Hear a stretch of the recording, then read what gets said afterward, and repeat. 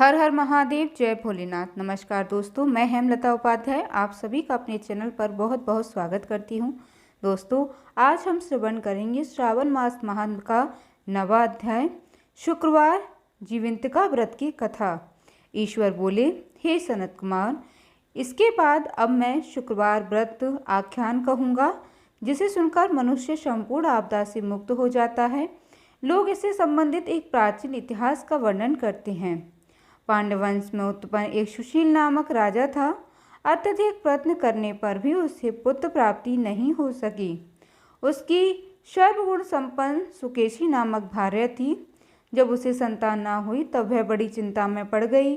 तब स्त्री स्वभाव के कारण अति साहस युक्त मन वाली उसने मासिक धर्म के समय प्रत्येक महीने में वस्त्र के टुकड़ों को अपने उदर पर बांधकर उदर को बड़ा बना लिया और अपनी प्रसूति का अनुकरण करने वाली किसी अन्य गर्भिणी स्त्री को ढूंढने लगी।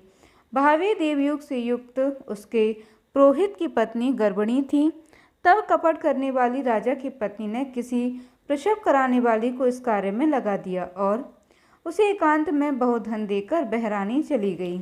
उसके बाद रानी को गर्भिणी जानकर राजा ने उसका पुंसवन और अन्वलोभजन संस्कार किया। 8वां महीना होने पर सीमंतोन्नयन संस्कार के समय राजा अत्यंत हर्षित हुए। इसके बाद उस पुरोहित पत्नी को प्रसव काल सुनकर वह रानी भी उसी के समान सभी प्रसव संबंधी चेष्टाएं करने लगी। पुरोहित की पत्नी चूंकि पहली बार गर्भवती थी, अतः प्रसूति कार्य के प्रति वह अनभिज्ञ थी और केवल प्रसव कराने वाली दाई के ही कहने से स्थित थी। तब उस दाई ने पुरोहित पत्नी के साथ छल करते हुए उसके नेत्रों पर पट्टी बांधी और प्रसव के समय उसके पैदा हुए पुत्र को किसी के हाथ से रानी के पास पहुंचा दिया।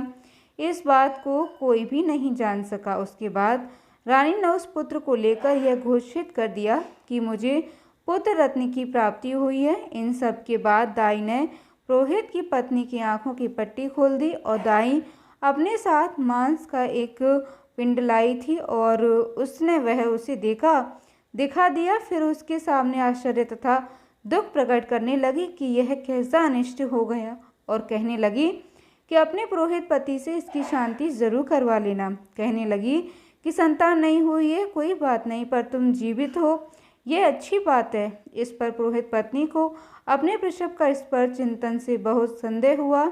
ईश्वर बोले, राजा ने पुत्र जन्म का समाचार सुन जात कर्म संस्कार कराया और ब्राह्मणों को हाथी, घोड़े तथा रथ आदि प्रदान किए।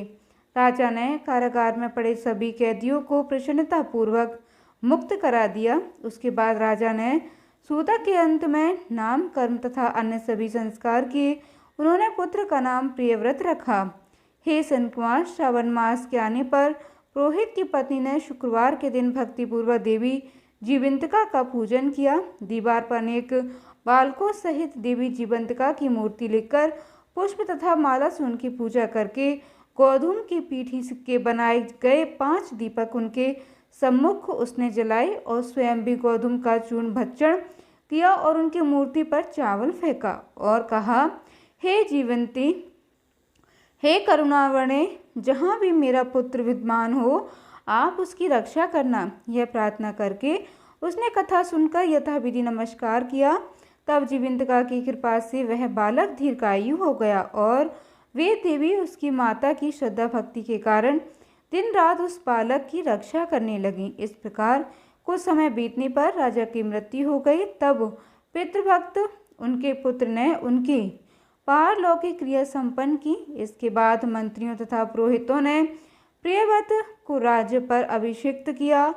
तब कुछ वर्षों तक राजा का पालन करके तथा राज्य भोग कर वह पितरों के ऋण से मुक्ति के लिए गया जाने की तैयारी करने लगा। राज्य का भार वृद्ध मंत्रियों पर भक्ति पूर्वक सौंपकर वह स्वयं के राजा होने का भाव त्याग कर उसने कार्पटिक का भेष धारण कर लिया और गया के लिए प्रस्थान किया। मार्ग में किसी नगर में किसी गृहस्थ के घर में उन्होंने निवास किया। उस समय उस गृहस्थ की पत्नी को प्रसव हुआ था। इसके पहले षष्ठी देवी ने उसके 5 पुत्रों को उत्पन्न होने के 5वें दिन मार दिया था। यह राजा भी उस समय 5वें दिन ही वहां गया हुआ था। रात में राजा के सो जाने पर उस बच्चे को ले जाने के लिए षष्ठी देवी आई। जीवंतिका देवी ने उस षष्ठी देवी को यह कहकर रोका कि राजा को लांघ कर मत जाओ। तब जीवंतिका को रोकने पर वह षष्ठी जैसे आई थी वैसे ही चली गई। इस प्रकार उस गृह स्वामी ने उस बालक को 5वें दिन जीवित रूप में प्राप्त किया। ये लोग इतने प्रभाव वाले हैं, यह देखकर उस गृहस्थ ने राजा से प्रार्थना की, हे राजन, आपका निवास आज के दिन मेरे ही घर में हो। हे प्रभु, आपकी कृपा से मेरा यह छठा पुत्र जीवित रह गया है। उसके इस प्रकार प्रार्थना करने पर करुणानिधि उस राजा ने कहा कि मुझे तो गया जाना है। तब राजा गया के लिए प्रस्थान कर गए। वहाँ पिंडदान करते समय विष्णुपद वेदी पर कुछ अद्भुत घटना हुई। उस पिंड को ग्रहण करने के लिए 2 हाथ निकल कर आए। तब महान विस्मयुक्त राजा संशय में पड़ गए और पुनः पिंडदान कराने वाले ब्राह्मण को कहने पर उन्होंने विष्णुपद पर पिंड रख दिया।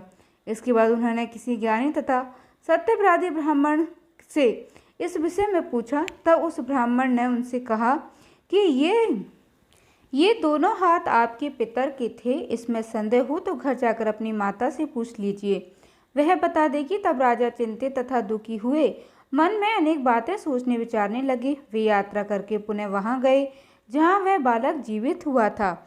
उस समय भी उस स्त्री को पुत्र उत्पन्न हुआ था और वह उसका 5वां दिन था। वह जो दूसरा पुत्र हुआ था उसे लेने रात में फिर वही षष्ठी देवी आई। तब जीवंतिका के दोबारा रोके जाने पर उस षष्ठी देवी ने उनसे कहा, इसका ऐसा क्या कृत्य है अथवा क्या इसकी माता तुम्हारा व्रत करती है जो तुम रात दिन इसकी रक्षा करती हो। तब षष्ठी का यह वचन सुनकर जीवंत ने धीरे से मुस्कुराकर इसका सारा कारण बताया। उस समय राजा शयन का बहाना बनाकर वास्तविकता जानने के लिए जाग रहा था। अतः उन्होंने जीवंती को और षष्ठी दोनों की बातचीत सुन ली। जीवंती ने कहा, हे षष्ठी, श्रावण मास में शुक्रवार को इस माता मेरे पूजन में रत रहती है और व्रत के संपूर्ण नियम का पालन करती है। वह सब मैं आपको बताती हूँ। वह हरे रंग का वस्त्र तथा कंचुकी नहीं पहनती और हाथ में उस रंग की चूड़ी भी नहीं धारण करती। वह चावल के धोने जल को भी कभी नहीं लांघती, हरे पत्तों के मंडप के नीचे नहीं जाती और हरे वर्ण का होने के कारण करेले का शाक भी नहीं खाती है। यह सब वह मेरी प्रसन्नता के लिए करती है, अतः मैं उसके पुत्र को किसी को मारने नहीं दूंगी। यह सब सुनकर राजा प्रियव्रत अपने नगर को चले गए। उनके देश के सभी नागरिक स्वागत के लिए आए। तब राजा ने अपनी माता से पूछा, हे मात, क्या तुम जीवंतिका देवी का व्रत करती हो? इस पर उसने कहा कि मैं तो इस व्रत को जानती भी नहीं हूँ। उसके बाद राजा ने गया यात्रा का समुचित फल प्राप्त करने वाले के लिए ब्राह्मणों तथा सुवासिनी स्त्रियों को भोजन कराने की इच्छा से उन्हें निमंत्रित किया और व्रत की परीक्षा लेने के लिए सुवासिनियों को वस्त्र, कंचुकी तथा कंकण भेजकर कहलाया कि आप सभी को भोजन के लिए राजभवन में आना है।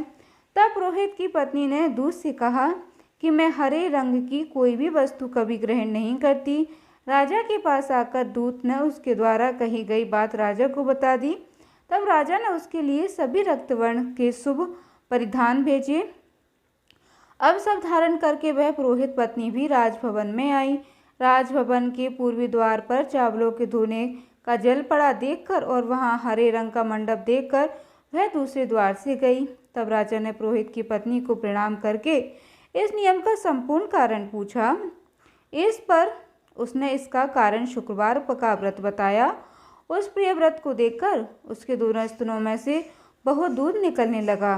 दोनों वक्ष स्थलों में से उनने उस राजा का दुग्ध की धाराओं से पूर्ण रूप से सिंचित कर दिया। तब गया में विष्णुपदी पर निकले दोनों हाथों जीवंतिका तथा षष्ठी दोनों देवियों के वार्तालाप तथा पुरोहित पत्नी के स्तनों से दूध निकलने के द्वारा राजा को विश्वास हो गया कि मैं इसी का पुत्र हूँ। उसके बाद पालन पोषण करने वाली माता के पास जाकर विनम्रता पूर्वक उन्होंने कहा, हे माँ, डरो मती, मेरे जन्म का वृतांत सत्य सत्य बता दो। यह सुनकर सुंदर केशों वाली रानी ने सबको सच सच बता दिया। तब प्रसन्न होकर उन्होंने अपने माता पिता को नमस्कार किया और संपत्ति से वृद्धि को प्राप्त कराया। वे दोनों भी परम आनंदित हुए। एक दिन राजा प्रियव्रत ने रात में देवी जीवंती से प्रार्थना की, हे जीवंती, मेरे पिता तो ये है, तो फिर गया में वे दोनों हाथ कैसे निकल आए थे। तब देवी ने स्वप्न में आकर संशय का नाश करने वाला वाक्य कहा, हे प्रियव्रत, मैंने तुम्हें विश्वास दिलाने के लिए ही यह माया की थी, इसमें संदेह नहीं है। हे सनत कुमार, यह सब मैंने आपको बता दिया। श्रावण मास में शुक्रवार के दिन इस व्रत का अनुष्ठान करके मनुष्य सभी मनोरथों को प्राप्त कर लेता है। हर हर महादेव, जय भोलेनाथ। प्रिय दोस्तों, इस प्रकार श्री स्कंद पुराण के अंतर्गत ईश्वर संत कुमार संवाद में श्रावण मास महात्म का शुक्रवार जीवंतिका व्रत कथन नामक 9वां अध्याय पूर्ण हुआ। कथा सुनने के बाद कमेंट में हर हर महादेव जरूर लिखिएगा। धन्यवाद दोस्तों। जय माता दी।